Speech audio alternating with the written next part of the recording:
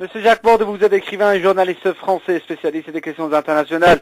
Je vous remercie infiniment d'avoir eu la gentillesse d'accorder cet entretien à la radio francophone iranienne. Monsieur Borde, votre analyse au sujet de l'intervention militaire de plusieurs pays, dont la France et les États-Unis, contre la Libye, s'il vous plaît. Ah ben écoutez, je crois que c'est c'est une agression caractérisée. On assiste effectivement à un dépassement des termes mêmes de la résolution.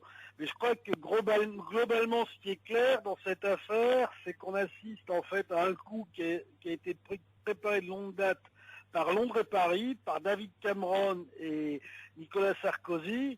Et dans cette affaire, ce qui est aussi très clair, c'est que les diplomaties russes, chinoises, mais arabes, libanaises, se sont toutes faites rouler dans la farine par Sarkozy et Cameron, avec les Américains qui, eux, font une espèce de suivi.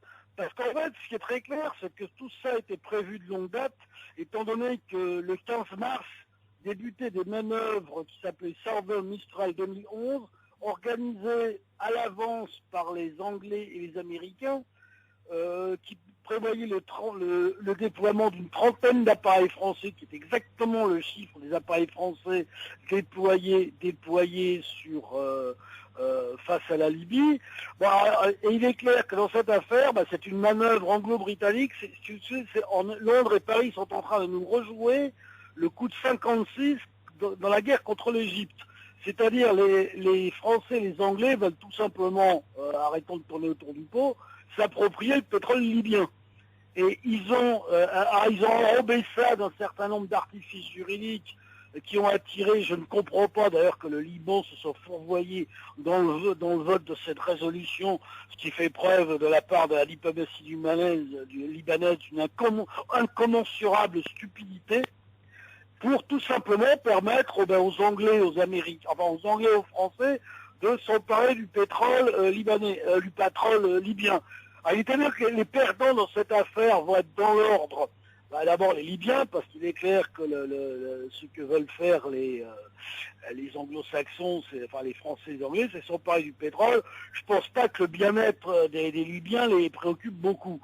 Pas plus que c'est une donnée générique. Voilà. C'est comme par exemple Total ne se préoccupe pas tant que ça du sort et de l'avenir du peuple birman quand il exploite du pétrole en Birmanie. Là c'est la même chose. Ce qui est visé, c'est le pétrole libyen, et on a monté une opération en profitant à un moment donné de tous les mois des soi-disant révolutions arabes qui n'en sont pas, puisqu'on s'aperçoit qu'en clair, en Égypte, c'est l'armée égyptienne qui est en train de se chercher un nouveau général présentable pour remplacer Moubarak, et grosso modo, l'armée tunisienne qui prend la place des policiers. Donc tout ça, ce sont des artifices et des faux fuyants, et la Ligue arabe qui commence déjà à faire marche arrière, a soutenu une prise de position pour effectivement faire sauter un dirigeant qui n'est peut-être pas très présentable, mais qui au fond n'avait pas fait grand-chose. Dans la pratique, à quoi on assiste? On assiste à une violation claire du mandat onusien. C'est ce qu'on reproche à la Ligue arabe, c'est-à-dire qu'il prévoyait simplement une no-fly zone pour éviter que l'aviation libyenne tape un peu trop sur les insurgés, mais non pas prenne part à une guerre sur le terrain. Alors il y a un grand débat aussi qui préoccupe un peu, commence à préoccuper les Occidentaux et qui devrait préoccuper d'autres personnes, c'est qu'est-ce qu'il y a comme plan B derrière, parce que c'est très clair que une fois qu'on aura détruit l'aviation libyenne, probablement une partie des blindés libyens, qu'est-ce qu'on fait après? Qu'est-ce qu'on sait de cette espèce de comité déodule, de comité d'insurrectionnaires, de transition dont on ne connaît pas grand-chose? On ne sait pas. Donc, qu'est-ce qui va se passer après? On n'en sait rien. Sarkozy se prend pour à la fois liauté et Jules Ferry. David Cameron se prend pour un homme d'affaires, c'est beaucoup plus simple. Et je crois que la France, dans cette affaire, va se faire dépasser par les anglo-saxons.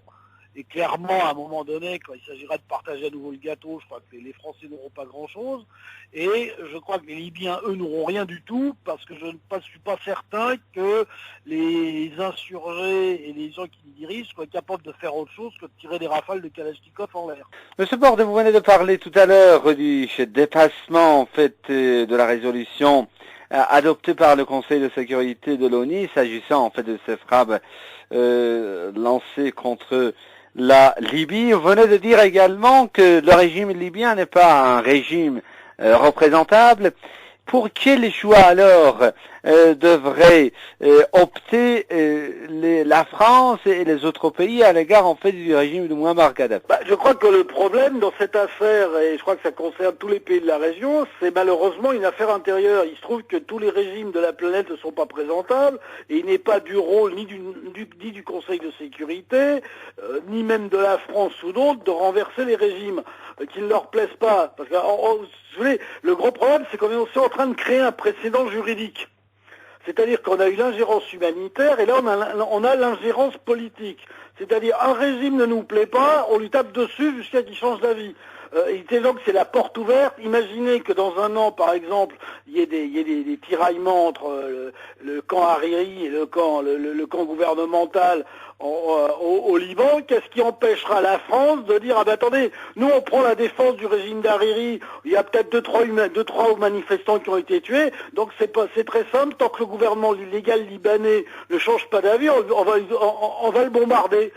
C'est un précédent juridique et je crois que malheureusement, à un moment donné, il faut, le rôle de la France et de l'Occident et de la communauté internationale, ça n'est pas de régler le problème des gens à leur place.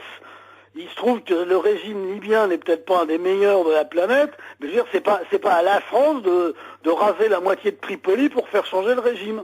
Mais Monsieur Borde, excusez-moi de vous couper, en fait, la France et les autres pays disent que l'objectif, en fait, le but de cette frappe est de protéger les populations civiles. Est-ce que vous y croyez? Absolument pas.